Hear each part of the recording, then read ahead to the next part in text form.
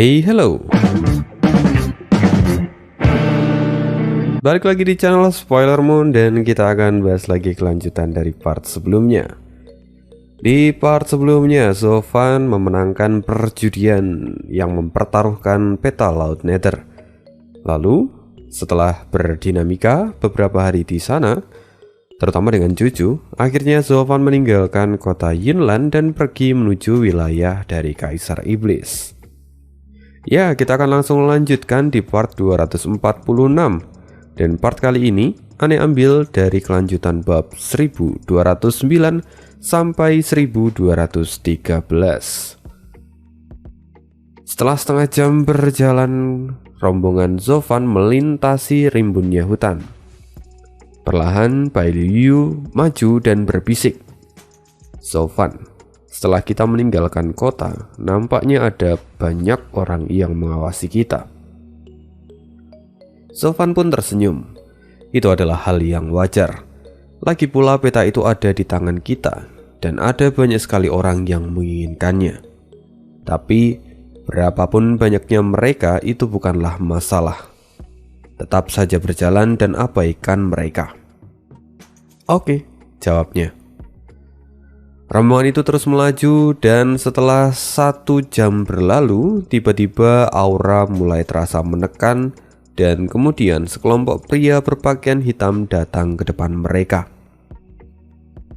Zovan mengangkat kepalanya dan melihat bahwa orang itu tidak lain tidak bukan adalah utusan dari Kaisar Iblis yang sebelumnya mereka temui di kota Yunlan. Rombongan yang dipimpin oleh salah satu orang tua kepercayaan dari Kaisar Iblis. Julukannya adalah Setan Tua Seribu Wajah. Zovan tidak terlalu terkejut karena dia sendiri sudah memprediksi semuanya. Namun dengan tenang dia berkata, "Tuan, bukankah Anda adalah utusan dari Kaisar Iblis? Adakah urusan sampai Anda menghadang kami?" Sesungguhnya orang tua ini sama sekali tidak memiliki dendam di masa lalu pada kalian. Namun harusnya kau tahu bahwa kami tidak mudah untuk diprovokasi. Karena itu sekarang tinggalkanlah peta itu di tempat ini. Dan aku akan melupakan semuanya.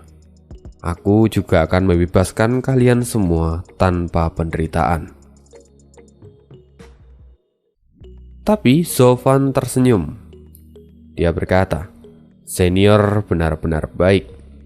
Tapi sayang sekali, peta Laut Nether adalah benda yang paling berharga untuk kami sekarang. Sangat sulit untuk mendapatkan benda ini. Jadi kenapa saya harus menyerahkannya pada Anda dengan sukarela?" Nah, pikiranmu mungkin belum tumbuh. Bahkan, jika aku tidak tahu latar belakang keluarga Luo, tapi aku khawatir di tempat ini hanya gadis itu yang dapat bersaing denganku. Sedangkan yang lain tidak akan bisa bertahan dari orang-orangku. Lagi pula kau juga hanya memiliki sekitar 20 ahli di tingkat Raja Roh. Sedangkan orang tua ini memiliki lebih dari 100 yang sekarang kubawa. Mau dilihat dari sisi manapun, kau tetap dirugikan. Jika kau tidak mau menyerah padaku, aku takut kau akan benar-benar menyesalinya nanti," kata orang tua itu dengan aura yang mengintimidasi. Tapi Zovan menyeringai. "Jadi apakah Anda benar-benar ingin merampok kami sekarang?" "Ya, jika kau tidak mau menyerahkannya, maka aku tidak punya pilihan lain. Bahkan jika ada master tingkat tinggi di belakangmu, aku juga tidak peduli. Selama aku mendapatkan peta itu, aku masih bisa terselamatkan. Jika peta itu tidak jatuh ke tangan orang tua ini, Kaisar Iblis pasti akan membunuhku. Maka, jika pada akhirnya sama-sama mati, aku akan lebih memilih satu jalan ini untuk menyelamatkan diri." Zovan tersenyum. "Saya bisa mengerti alasan Anda. Tapi sayang, Anda benar-benar telah salah perhitungan. Bahkan jika keluarga Luo tidak sebagus kedelapan kaisar, tapi sayangnya hari ini kamu telah salah melakukan penilaian pada kekuatan di antara kita. Tanpa melibatkan Kaisar Iblis, kalian semua tidaklah memiliki kekuatan yang cukup untuk mengambil peta ini dari tangan kami. Orang tua itu kemudian tertawa dengan keras. Apa Steward Zul berniat menakut-nakuti orang tua ini? Bahkan jika wanita itu berada di puncak Raja Roh dan bisa bersaing dengan kekuatanku, tapi dengan begitu banyak orang di belakangku, apa kamu pikir dia masih cukup kuat untuk bertarung denganku? Sayang sekali, posisimu kurang beruntung sekarang. Nak, keluar dan bawakan kepala orang tua itu untukku, kata Zulfan sambil menepuk kepala Jiantong. Jiantong segera membungkuk dan melangkah maju dengan penuh keyakinan. Melihat ini, orang tua itu sontak terkejut. Gila, kau mengirimkan seorang anak kecil untuk memenggal kepalaku? Apa kau sedang bergurau? Sung. Namun saat orang tua itu masih bicara, bilah pedang hitam melesat ke arah kepalanya. Lalu dengan sangat terkejut orang tua itu segera menundukkan kepalanya. Bilah pedang itu sangat cepat dan beberapa rambut dari kepala orang tua itu pun terpotong karena serangan mendadak itu. Sekali lagi orang tua itu dibuat terkejut dengan suara ledakan di belakangnya. Saat dia menoleh ke belakang, rupa-rupanya sebagian besar bawahannya yang terkena bilah pedang itu pun hancur dalam sekejap. Semuanya berubah menjadi genangan darah. Wajah semua orang yang ada di sana menjadi ketakutan seketika, terutama orang tua itu yang masih tampak tidak percaya dengan apa yang dia lihat. Bagaimanapun, sosok yang ada di hadapannya itu hanya terlihat seperti bocah di usia 7 tahun. Anak ini sudah tidak bisa lagi disebut sebagai manusia jika kekuatannya sebesar ini. Orang tua, di usiamu rupanya refleksmu juga masih bagus, kata Jiantong sambil mencibir. Sial, orang tua itu menggertakkan giginya. Bagaimanapun dia tidak menyangka kalau akan menendang tunggul besi yang tidak terduga. Kini dia sudah tidak bisa lagi lari, dan satu-satunya jalan adalah bertarung dengan serius. Jadi orang tua itu menggertakkan giginya dan segera membentuk segel di tangannya. Segel surga kaisar, samsara 1000 wajah. Begitu suara itu jatuh, orang tua itu pun terbang ke langit lalu menghilang dalam sekejap. Lalu dari berbagai sisi tiba-tiba muncul puluhan wajah aneh dan terus bertambah dari waktu ke waktu. Kemudian terdengarlah suara. Sekarang kalian tahu kenapa orang tua ini dijuluki iblis 1000 wajah. Dan sekarang kalian tidak akan bisa berbuat apa-apa di hadapan orang tua ini. Krak. Tiba-tiba salah satu topeng yang ada di sana retak dan hancur dengan mudahnya. Apa yang perlu ditakutkan?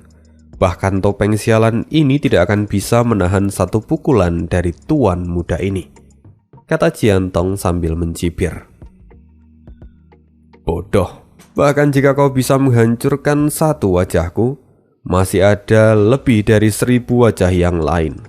Pada akhirnya, dengan kekuatan kalian, berapa banyak yang bisa kalian hancurkan?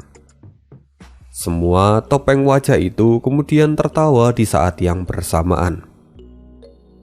Wajah Jiantong sendiri tampak dingin, dan kemudian lengannya berubah menjadi bilah pedang. Kalau begitu akan kuhancurkan semua topengmu itu bersamaan. Teknik pembakar surga. Jiantong mengayunkan tangannya dan bilah pedang api melesat ke udara serta menyapu apapun yang ada di depannya. Semua topeng yang tersentuh oleh bilah pedang ini terbakar dan berubah menjadi abu. Dalam sekejap puluhan topeng hancur seketika. dan suara rintihan kesakitan terdengar menggema di mana-mana. Jiantong tersenyum melihat ini. Sekarang seharusnya kau sadar betapa kuatnya tuan muda ini. Jangan bergerak! Tiba-tiba, sebuah teriakan terdengar di telinga semua orang. Rupanya itu adalah si iblis seribu wajah yang tampak putus asa dan mencoba untuk mengambil Sandra. Dia kini benar-benar tidak menyangka bahwa ahli di tingkat Raja Roh bisa sekuat ini. Bahkan dirinya kewalahan, dan dia harus mencari Sandra untuk menyelamatkan diri dan mendapatkan peta itu. Jiantong dan Bai Liuyu pun terkejut dan mereka segera menoleh ke belakang. Lalu saat mereka melihat orang yang disandra oleh orang tua itu, keduanya langsung tampak acuh tak acuh dan menghilangkan semua kekhawatiran mereka. Orang tua itu menggertakkan giginya. Cepat serahkan peta itu padaku, atau pengurus rumah tangga kalian akan mati di tangan orang tua ini. Orang tua itu mencengkram leher Zofan semakin erat. Hei, apa kalian tidak mendengar yang kukatakan? Apa kalian tidak peduli dengan hidupnya? Dia hanya ahli di ranah penempaan tulang dan dia akan mati dengan mudah jika aku tidak menahan diri. Tapi kedua orang itu masih tampak acuh tak acuh dan mengabaikannya. Hal itu jelas membuat orang tua ini semakin terkejut setengah mati. Lalu kemudian Zofan mendongak perlahan, menggunakan teknik dari ranah Sovereign dan berniat untuk menyerangku. Sungguh, sayang kau tidak melakukannya dalam sekejap. Jika kau langsung memutar leherku tadi, mungkin aku akan mati. Tapi sekarang sudah terlambat. Omong kosong, kau hanyalah di ranah penempaan tulang. Bagaimana kau bisa menjadi sesuatu yang begitu sombong? Bicaralah lagi dan aku akan mematahkan lehermu, bentak orang tua itu. Lalu dia mencoba untuk mencengkram leher Zofan lebih kuat lagi. Krak! Tiba-tiba saja lengan yang mencengkram leher Zofan itu membeku. Orang tua itu tampak panik karena tidak bisa menggerakkan tangannya lagi. Bagaimanapun itu adalah es yang sangat keras sampai dia tidak bisa menghancurkannya. Tidak, mustahil. Apa ini? Orang tua itu tampak panik dan berniat untuk menarik tangannya. Tapi tangannya benar-benar membeku. Kau, siapa kau sebenarnya? Wajah orang tua itu tampak pucat. Orang mati tidak perlu tahu siapa aku. Lengan kanan Zofan memancarkan cahaya merah dan langsung diayunkan ke tubuh orang tua itu. Pukulan itu sangat keras, bahkan langsung terasa mematahkan tulang dari orang tua itu. Namun, sebelum dia merasakan sakit akibat pukulan Zofan, slas! Tiba-tiba sebuah garis memotong leher orang tua itu dan kepala itu jatuh ke tangan kecil yang ada di sana. Ayah, aku mendapatkannya, kata Jiantong dengan penuh kegembiraan. Zofan pun tersenyum dan kemudian menepuk kepala Jiantong. Melihat pemimpin mereka dibunuh dalam sekejap, wajah dari para bawahan orang tua itu pun kini tampak sangat ketakutan. Semua orang hendak melarikan diri, tapi tidak ada kesempatan untuk itu. Dengan sigap Bai Liuyu dan juga yang lainnya menghabisi mereka semua. Dan setelah setengah jam berlalu, seorang utusan berlari masuk ke mansion kota dan memberi laporan. Tuan kota sendiri mengerutkan kening setelah mendengar semua laporan yang diberitakan oleh utusan itu. Jadi maksudmu keluarga Luo dapat dengan mudah membunuh sekelompok dari iblis tua itu? Artinya kekuatan mereka tidak bisa diremehkan. Namun, apa mereka sadar kalau tindakan mereka itu bisa menyinggung Kaisar Iblis? Kemudian, apa kau sudah mendapatkan detail tentang keluarga Luo itu? Lapor Tuan. Saya telah mengirim orang untuk menyelidikinya. Lalu ditemukan bahwa keluarga Luo itu berasal dari daerah Guanxi. Mereka adalah keluarga yang telah bersembunyi di sana selama ribuan tahun. Mereka melakukan bisnis dengan damai dan tidak pernah menonjol. Jadi, seharusnya mereka tidak memiliki banyak hubungan dengan berbagai kekuatan di alam kudus. Mendengar itu, Tuan Kota mengerutkan kening. Kenapa ular lokal yang telah bersembunyi selama ribuan tahun keluar dari sarangnya? Terlebih mereka benar-benar mencari perhatian kali ini. Sepertinya masalah ini harus segera dilaporkan pada Kaisar Judi. Kekuatan tanpa latar belakang telah berani mengambil harta dari 8 kaisar. Bahkan mereka juga membunuh utusan dari salah satunya. Ini sungguh-sungguh tidak masuk akal. Kemudian 2 bulan pun berlalu. Di sebuah aula yang tampak minim cahaya duduk sosok yang tidak terlihat di kursi utama. Sedangkan di sisi lain Tuan Kota Yunlan kini sedang berlutut di bawah. Lalu kemudian Tuan Kota menceritakan apa yang telah terjadi. Setelah mendengar semua itu, perlahan suara tawa terdengar. Menarik. Pertarungan yang diatur oleh orang tua ini telah dimenangkan oleh orang luar. Belum lagi mereka tidak memiliki identitas. Itu sungguh-sungguh tindakan yang berani. Tuanku, keluarga Luo tampak dipenuhi dengan orang-orang berbakat, terutama Steward Zuo. Meski dia hanya berada di ranah penempaan tulang, tapi dia sangat cerdas dan mengendalikan seluruh keputusan di keluarga Luo. Mereka agaknya perlu mendapatkan perhatian khusus. Aku juga berpikir demikian. Dengan kemenangan mereka di perjudian waktu lalu, sudah menegaskan bahwa mereka bukanlah keluarga biasa. Orang tua ini juga tidak akan berani meremehkan mereka, katanya sambil tertawa. Setelah itu Kaisar Judi melanjutkan. Ngomong-ngomong, mereka telah membunuh bawahan dari Kaisar Iblis dan memprovokasinya. Lalu sekarang pasti mereka sedang mencari perlindungan. Lantas kemana mereka pergi?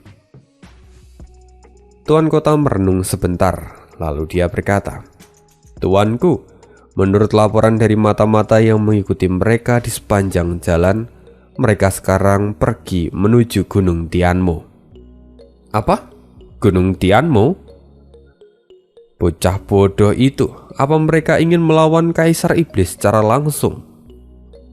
Kata Kaisar Judi yang tampak sangat terkejut. Tapi sayangnya, bahkan Kaisar Judi tidak bisa menebak pikiran Sofan. Dan langsung aja kita pindah ke sisi yang lain. Di sana seorang pria berjubah hitam tampak sangat kesal dan menggertakkan gigi. Apa maksudmu? Kita tidak hanya kalah dalam pertaruhan judi itu, tapi juga utusanku terbunuh oleh kekuatan kecil yang tidak dikenal?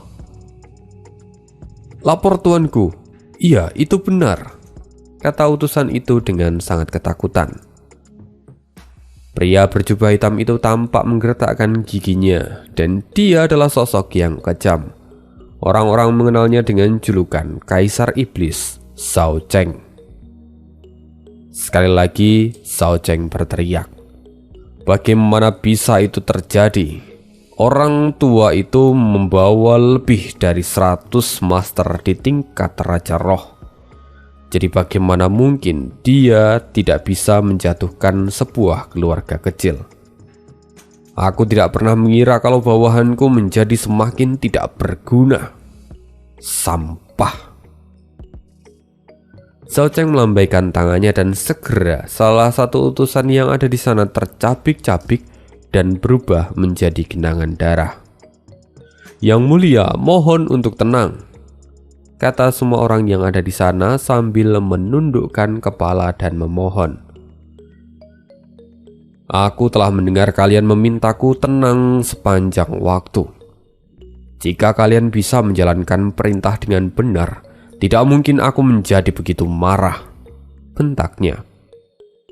Di mana keluarga Luo itu sekarang? Katanya sekali lagi. Kami tidak tahu. Kami tidak berani mengikuti mereka lagi. Sampah. Zhao Cheng marah dan menghancurkan sekelompok orang itu dalam sekejap. Orang-orang yang tersisa melihat pemandangan ini dan menjadi sangat ketakutan. Bahkan mereka tidak berani lagi bicara. "Tuanku, 2 orang di luar gunung datang dan memberi hadiah pada Anda. Mungkin Anda berkenan melihatnya," kata seorang penjaga yang baru saja datang. "Bawa kemari," kata Zhao Cheng.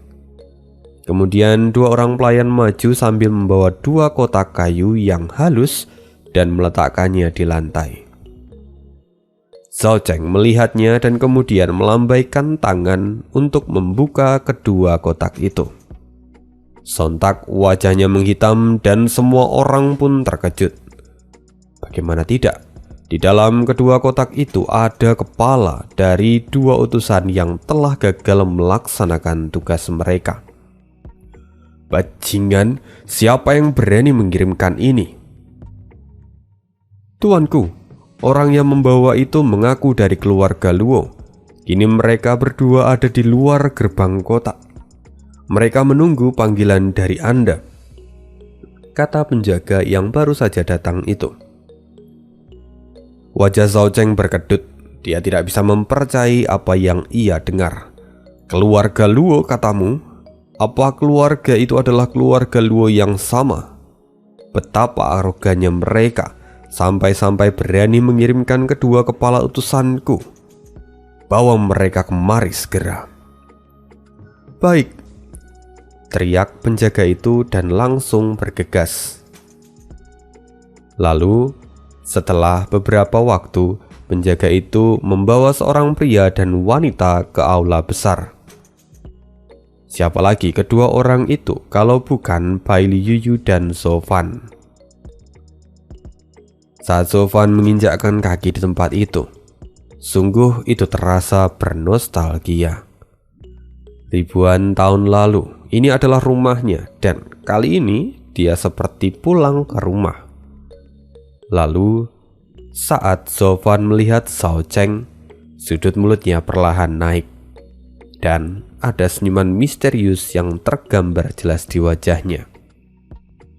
Sedangkan di sisi lain, Zhao Cheng tiba-tiba gemetar ketika melihat Zhou Fan untuk pertama kalinya. Entah kenapa dia bisa merasakan aura Zhou Fan yang sangat familiar, meski dia tidak bisa menjelaskannya. Apalagi perasaan takut yang muncul dari dalam hatinya benar-benar membuat jantungnya berdebar dan mundur selangkah tanpa sadar. "Tuanku, kedua orang inilah yang kami maksud tadi," kata seorang penjaga dengan panik kepada Zhao Cheng. "Keluar, kalian semua keluarlah," kata Zhao Cheng pada mereka semua. Para bawahan terkejut dan tanpa banyak bicara mereka pun segera keluar dari aula itu. Semua orang merasa heran karena ini adalah pertama kalinya mereka melihat Kaisar Iblis bertindak seperti ini. Zhou Fan melihat Zhao Cheng dan kemudian menyeringai. Lalu perlahan dia mengepalkan tangannya dan berkata, memberi salam pada Kaisar Iblis Zhao Cheng. "Sudah sangat lama saya menantikan pertemuan dengan Anda. Perkenalkan, saya adalah Zhou Fan, kepala pengurus rumah tangga keluarga Luo di kota Huaxi. Dan ini adalah penjagaku Bai Liyuyu. Senang dapat memiliki kesempatan untuk bertemu dengan Anda. Saya sungguh merasa terhormat," katanya. Zhou Fan, nama ini. Mata Zhao Cheng seketika memadat. Dia memperhatikan Zhou Fan dengan baik-baik. Dari nama memang mereka terdengar sangat mirip. Apalagi dari temperamennya itu juga hampir tidak ada bedanya.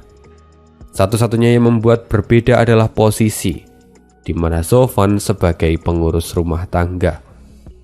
Sedangkan jika itu adalah Zhou Yifan, dia tidak akan mau merendahkan dirinya dan menjadi pengurus rumah tangga.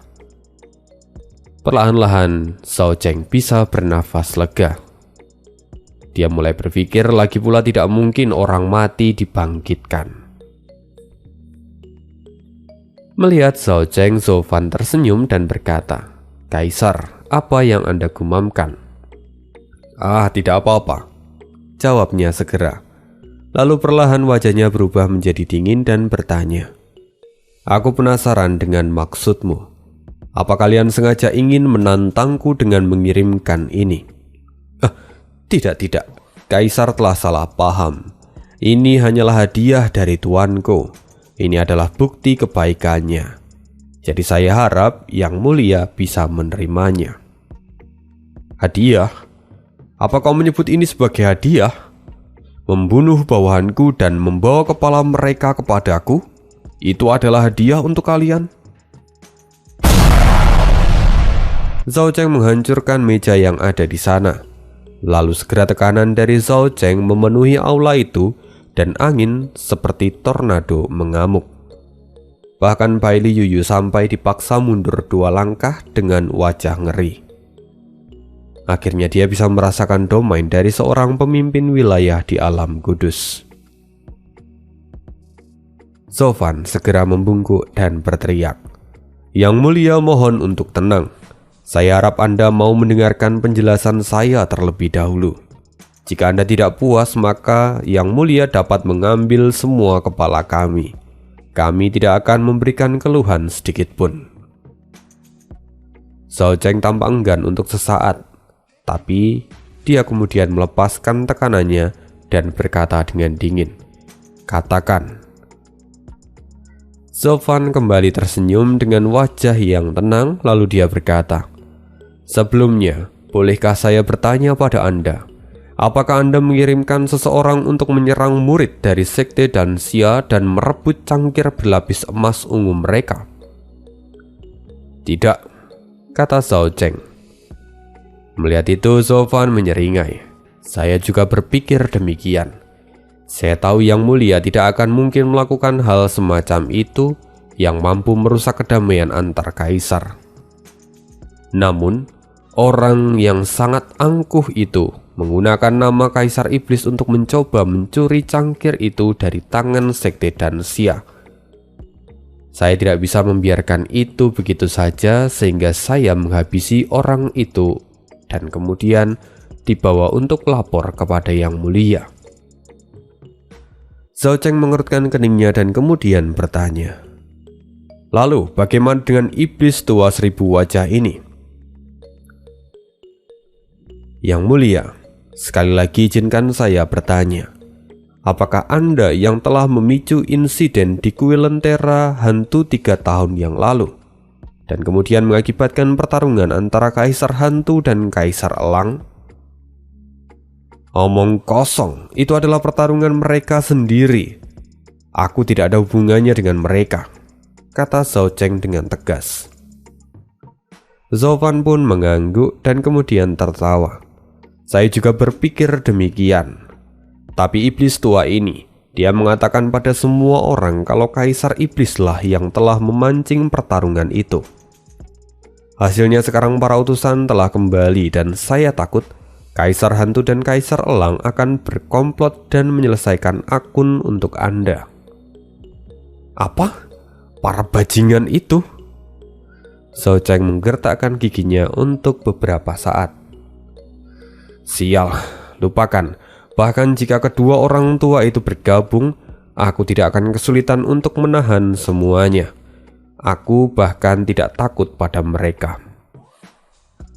Zofan pun menyeringai. "Yang Mulia, saya tahu Anda sangatlah kuat dan mampu menghadapi kekuatan gabungan dari kedua kaisar ini. Tapi jika ini dibiarkan berlanjut, saya takut akan muncul kaisar ketiga dan keempat. Selain itu saya tahu, daripada takut pada ribuan musuh, yang lebih menakutkan sebenarnya adalah memiliki bawahan seperti babi. Jadi demi menghindari hal seperti itu, kami memutuskan untuk menghabisi keduanya dan membawanya kemari untuk dilaporkan pada kaisar." Wajah Zhao Zheng berkedut. Dia menggertakkan giginya lagi. "Baiklah, bahkan jika kedua budak ini bersalah, tapi kenapa kalian yang adalah orang luar datang dan mengganggu? Apa tujuan kalian sebenarnya? Yang Mulia salah paham. Bahkan jika keduanya tidak berbuat salah pun, keluarga Luo akan tetap datang menemui Anda, kata Zovan sambil tersenyum. Kedatangan kami bukanlah untuk mengganggu Yang Mulia. Kami datang karena kami mengagumi Anda dan kami ingin bergabung di bawah naungan Kaisar Iblis. Jadi, jika Anda menerima kami, bahkan menyingkirkan kedua orang ini tidak lagi dianggap sebagai bantuan dari orang luar, tetapi pekerjaan yang telah kami selesaikan untuk Anda. Ini benar-benar seperti membunuh dua burung dengan satu batu. Zhao Cheng pun terkejut. Apa kalian datang kemari karena ingin bergabung denganku? Benar Yang Mulia, kami datang kemari untuk mengikuti Anda. Jadi saya harap Anda bisa menerima kami dengan senyuman, kata Zovan sambil mengeluarkan secari kertas tipis dan menyerahkannya. Zhao Cheng menerimanya dan matanya langsung terbuka lebar. Ini peta laut Nether? Benar Yang Mulia, itu adalah hadiah lain dari kami untuk Yang Mulia dan menunjukkan ketulusan kami. Saya dapat menjamin, selama Yang Mulia menerima kami tidak akan mengecewakan Anda, kata Zovan. Sekarang Zhao Cheng langsung tertawa terbahak-bahak. Sungguh gila, dari 8 kaisar yang ada, kenapa kalian memilihku sebagai tempat berlindung? Jangan katakan tentang kekaguman atau apapun itu. Aku ingin mendapatkan jawaban yang jujur. Yang Mulia sungguh mengagumkan. Kami benar-benar telah membuat pilihan yang tepat kali ini. Sejujurnya, keluarga Luo telah ribuan tahun bersembunyi di kota Huanxi. Lalu jika kami ingin keluar dari tempat itu, kami harus memiliki dukungan dari salah satu kaisar. Tapi, kepada siapa kami akan berlindung, itu sempat menjadi pertimbangan yang sulit. Jika hanya berdasarkan kekuatan, Kaisar Pedang adalah pilihan yang paling tepat karena mereka adalah pemegang hierarki. Namun, jika kami berada di sana, kami hanya akan menjadi kacung rendahan. Kami lebih suka menjadi kepala ayam daripada ekor bunix. Karena itu kami menyerah padanya dan memilih Kaisar Zhao. Lagi pula selama ribuan tahun ke belakang Anda telah melakukan ekspansi besar-besaran dan saya yakin di masa depan Anda akan menjadi lebih besar lagi. Selama kami menjadi tangan kanan Anda, maka itu jauh lebih baik daripada berada di bawah naungan Kaisar Pedang. Mendengar itu Zhao Cheng tertawa. Penglihatannya sungguh bagus. Tampaknya patria kalian bukanlah sosok yang vulgar. Memang benar, dan aku tidak menyombongkan diri. Tapi di antara ke-8 kaisar, akulah satu-satunya yang memiliki kualifikasi dan kekuatan. Kaisar Pedang sudah sangat tua dan keras kepala. Cepat atau lambat, dia akan dikeluarkan dari panggung dan akulah yang akan menggantikannya. Benar Yang Mulia, Patriark juga berpikir demikian. Dan apa? Dan selain itu, kami baru saja membunuh 2 bawahan Yang Mulia.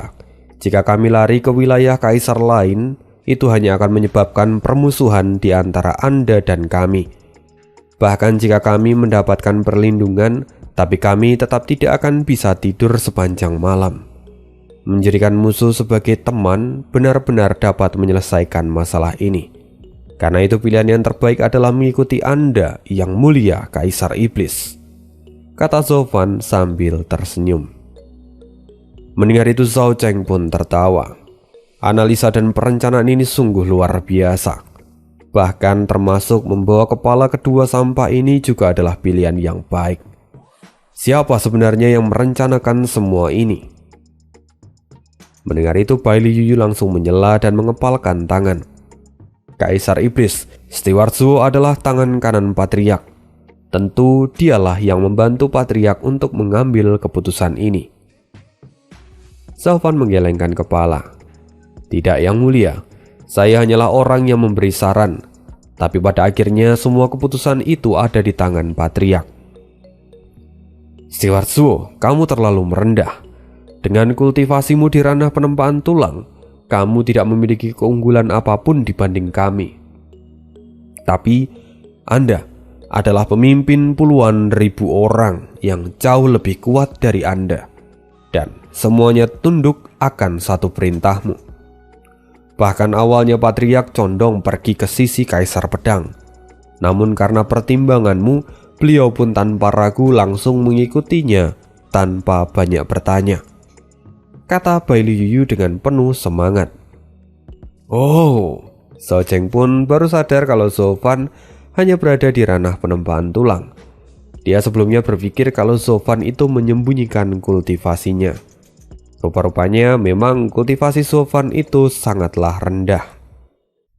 Tapi di sini Zhao Zheng semakin kagum karena orang yang memiliki level serendah ini bisa menggerakkan koloni yang begitu mengerikan. Artinya perencanaannya sungguh luar biasa. Mata Zhao Zheng berbinar dan dia berkata dalam hati, aku butuh juga yang seperti ini. Zhao Zheng kemudian maju dan memegang tangan Zhou Fan, lalu dengan gembira berkata, Steward Zuo, bakat Anda sangat luar biasa. Anda bertanggung jawab pada situasi keseluruhan. Dengan kemampuanmu, aku bisa mendapatkan banyak kemajuan di masa depan. Yang mulia, Anda terlalu memuji. Yang lebih penting, bagaimana dengan keluarga kami? Apa yang perlu ditanyakan? Ada 12 penjaga iblis, 36 kota, dan 64 keluarga di bawah tahta ini. Kaulah yang akan menggantikan posisi iblis tua yang kau bunuh di peringkat pertama. Kau akan mengkomando semua yang ada di bawahku. Setelah ini akan kuumumkan kepada dunia luar bahwa keluarga Lu adalah anggota terpenting dalam Gunung Tianmo, terutama Steward Zuo yang akan menjadi tangan kananku. Siapapun yang berani menyentuhnya, meski hanya seujung jari, akan kuanggap sebagai musuh. Mereka harus siap berhadapan dengan Kaisar Iblis. Yang mulia, bukankah seharusnya keluarga kami yang menjadi tangan kananmu? Namun kenapa hanya saya kali ini? Kata Zhou Fan dengan canggung. Hei, apa bedanya? Kau adalah yang membantu Patriark Luo dalam mengambil keputusan, dan sekarang kamu membantuku. Itu sama saja. Aku hanya mengambil jalan pintas tercepat. Namun itu agak di luar wewenang saya. Apakah Yang Mulia ingin bertemu dulu dengan Patriark saya? Apa yang kamu khawatirkan? Jika ini yang ku mau, maka inilah yang akan terjadi. Semuanya dengarkan aku. Malam ini kita akan mengadakan jamuan makan untuk Steward Zuo, kata Zhao Zheng yang langsung ditindak oleh para penjaga. Dan hari itu Gunung Tianmo benar-benar hidup. Semua orang berpesta untuk Zhou Fan dan juga keluarga Luo selama 3 hari 3 malam. Berita tentang keberadaan keluarga Luo di Gunung Tianmo pun menyebar ke seluruh alam kudus dengan sangat cepat. Kini keluarga Luo telah menjadi kepala dari 12 kepala keluarga penjaga, dan Zhou Fan yang menjadi tangan kanan dari Zhao Zheng segera membuat mereka terkenal di seluruh dunia. 10 hari berlalu, Zhao Zheng menyerahkan pengelolaan atas 20 kota pada keluarga Luo, dan Zhou Fan segera meninggalkan ibu kota untuk mengambil alih situs baru. Setelah itu Zhou Fan dan juga Bai Luyu bergerak menuruni gunung, dan di sepanjang jalan Zhou Fan menghela nafas panjang. Dulu aku sendirian di tempat ini dan hanya dikelilingi oleh beberapa formasi pelindung. Tapi sekarang tempat ini dipenuhi dengan orang-orang yang berisik. Mereka benar-benar merubah tempat ini, dan ini bukan lagi negeri dongeng yang kuimpikan. Kalian telah merusak Gunung Tianmoku yang suci. Baili Yuyu mendengarnya dan berkata, "Lalu apa yang akan kau lakukan dengan mereka?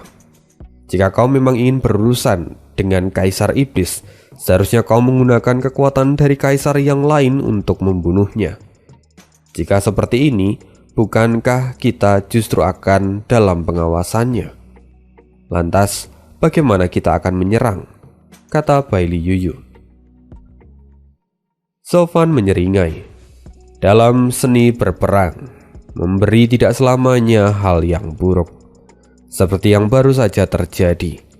Memberi mereka sedikit saja itu sudah cukup membuat kita mendapatkan 20 kotak. Itu adalah harga yang murah, kata Sofan sambil tertawa. Sofan kini terus melangkah maju dan Baili Yuyu pun tersenyum ketika melihat punggungnya. Dia mengikuti Sofan dari belakang. Segera berita pengangkatan keluarga Luo dan Sofan mengemparkan seluruh alam kudus, termasuk salah satunya adalah kota Yunlan. Di sana seorang pria duduk di balik tirai dan sedang membaca slip giok yang ada di tangannya. Keluarga Luo, kini mereka telah menjadi pemimpin 12 keluarga besar di bawah Kaisar Iblis. Itu sungguh sulit dipercaya. Kaisar, saya juga berpikir demikian. Mungkin saja mereka telah menawarkan peta laut Nether pada Kaisar Iblis dan menghapus semua kesalahan mereka serta mendapatkan posisi ini, kata Tuan Kota. Tidak, aku mengerti temperamen Kaisar Iblis. Dia keras kepala dan tidak sabaran. Bahkan jika keluarga Luo menyerahkan peta itu, mereka akan tetap mati setelah itu, karena mereka tidak lagi berguna. Namun kali ini, justru Kaisar Iblis memberikan perlindungan, bahkan kekuasaan pada mereka. Secara umum, itu tidak mungkin terjadi. Selain itu, di dalam daftar ini, yang menjadi tangan kanan Kaisar Iblis bukanlah kepala keluarga Luo, melainkan kepala pengurus rumah tangga keluarga Luo, Sofan. Ini tidak masuk akal. Sepertinya anak itu bukanlah orang biasa, seolah dia memiliki kemampuan untuk mengubah musuh menjadi rekan dengan menggunakan sihirnya. Pastikan untuk memperhatikan anak ini. Kita akan berpindah lagi ke sisi yang lain. Sekelompok orang juga membicarakan tentang Sofan yang telah menjadi tangan kanan Kaisar Iblis. Dan pada saat yang sama, seorang perempuan tua perlahan duduk di kursi utama sekte dan Xia. Dia memegang selembar kertas yang menguning di tangannya dan memeriksanya dengan hati-hati. Lalu perlahan ekspresinya mulai berubah dan dia berkata, "Mei, apa kamu yakin kalau ini adalah salinan dari peta laut Nether?" "Tentu saja, Kak. Lihatlah garis ilusi yang ada di sana. Itu sangat rapi dan mendetail. Aku tidak tahu lagi siapa yang bisa membuat sesuatu sebagus ini," kata Sang Mei dengan penuh rasa bangga. Sang Mei kemudian berkata lagi, "Kak, semua ini berhasil berkat trik kecantikan King Chen. Di bawah pengaruhnya, anak itu bahkan berani mengambil resiko sebesar ini untuk menyalin peta yang begitu berharga." "Bibi, ini bukanlah trik kecantikan.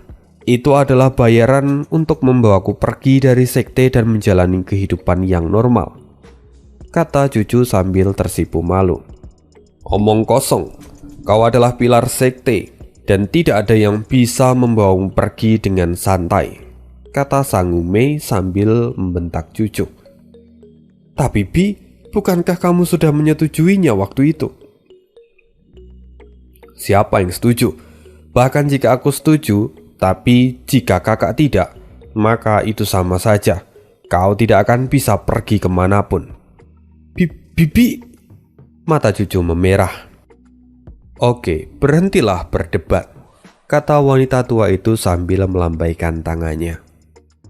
"Aku tidak peduli apakah itu trik kecantikan atau apapun itu. Tapi yang jelas, peta ini adalah peta palsu." "Apa? Tidak mungkin, bagaimana bisa? Sang Mei tampak terpukul. Ya, kau terlalu membanggakan dirimu, Mei. Sampai kamu tertipu oleh sesuatu yang bahkan bukan gambar ataupun sketsa. Apa? Lalu apa ini? Kau mungkin sudah melupakannya, tapi ini tidak ada bedanya dengan apa yang ada saat pertama kali aku menemukan King Chen. Apa yang ada di sini sama seperti yang tercetak di kasur saat dia tertidur, kata perempuan tua itu sambil menghela nafas. Tubuh Sang Mei tidak bisa berhenti bergetar dan dia berkata, "Kak, apa maksudnya ini adalah kencing dari bocah sialan itu?" Ya, itulah yang terlihat. "Bajingan, sialan, aku akan membunuhmu," kata Sang Mei sambil bersungut-sungut dan juga dia ingin muntah di saat yang bersamaan. Tapi Cucu tampak tidak percaya. Dia tampak linglung dan berkata, "Tidak mungkin, dia tidak mungkin berbohong padaku." "Gadis bodoh, dia hanya mempermainkanmu dan tidak menganggapmu serius. Apanya yang trik kecantikan? Kau hanya ditipu olehnya. Kau benar-benar tidak berguna," kata Fang Min mencibir Cucu. Cucu tidak bisa berkata apa-apa. Dia hanya bisa menundukkan kepala. Dia frustasi dan sedih di saat yang bersamaan. Sebelumnya dia tidak pernah keluar dari gerbang sekte, dan untuk pertama kalinya dia keluar lalu jatuh cinta pada seseorang. Tapi kenapa dia ditipu seperti ini? Dia benar-benar merasakan sakit di hatinya. Wanita itu berkata, "King Chen, semua pria di dunia ini memanglah sama. Jangan terlalu dipikirkan. Kamu memiliki takdirmu sendiri dan kamu tidak perlu mengingatnya. Setelah ini, kamu bisa berlatih dengan tenang." Cucu sangat sedih dan hanya bisa menganggukkan kepala. Lalu kemudian Sang Mei berkata, "Kakak, aku benar-benar tidak berguna. Aku dipermainkan oleh seorang anak kecil. Jadi tolong hukumlah aku." Wanita tua itu tersenyum dan kemudian berkata, "Tidak masalah, itu hanyalah kelalaian kecil. Abaikan saja masalah ini. Lagi pula, ini akan menjadi pembelajaran untuk murid tercintaku." "Guru," King Chen tersentuh dan segera berlari ke arah wanita tua itu. Fang Min yang melihatnya merasa semakin kesal dan cemburu ketika melihat kedekatan kedua orang ini. Sedangkan Sang Mei sendiri masih tampak geram. "Bajingan itu, lihat saja, aku akan mencarimu dan aku akan membunuhmu dengan tanganku sendiri.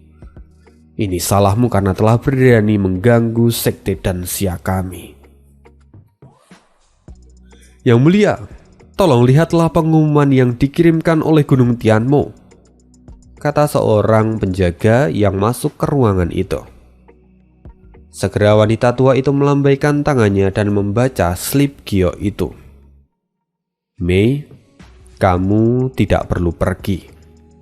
Anak itu tidak bisa disentuh lagi." "Kenapa begitu?" "Lihatlah sendiri.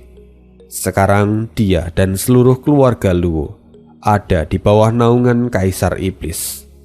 Siapapun yang berani menyentuhnya sama saja menyatakan perang pada Kaisar Iblis." "Apa?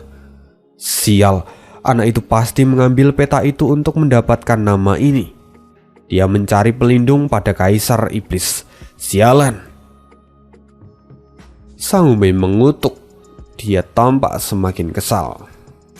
Tapi wanita tua itu justru tersenyum dan berkata, "Jangan khawatir. Mereka tidak akan lama bergantung pada pohon lapuk itu. Saat pohon itu tumbang, kita akan membalasnya." Semua orang tercengar mendengar ucapan dari wanita tua ini, dan mereka juga tampak kebingungan. Ya, begitulah spoileran kita di hari ini dan sampai jumpa di next video. Bye.